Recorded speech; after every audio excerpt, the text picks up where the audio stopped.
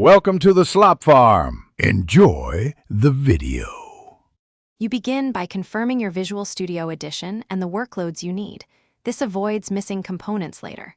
Once done, open Visual Studio Installer and modify workloads or individual components to add the desired SDK. Make sure to export or copy your project in global JSON so you can revert if necessary. While installing, watch for workload dependencies and agree to required updates. This keeps the development environment consistent and prevents subtle build failures. Now you edit global JSON at the repository root to pin the SDK version you want. This tells .NET which SDK to use. If your project targets a newer framework, update target framework in the csproj and adjust package versions accordingly.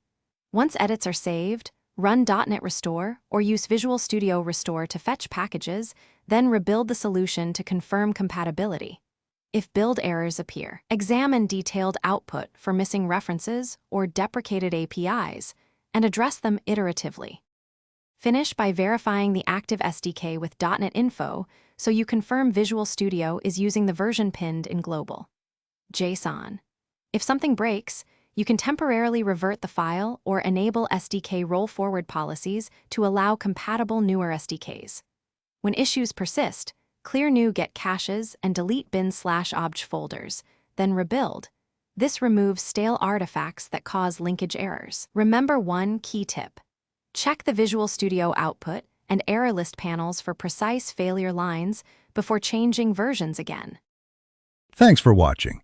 Consider subscribing if we helped you today.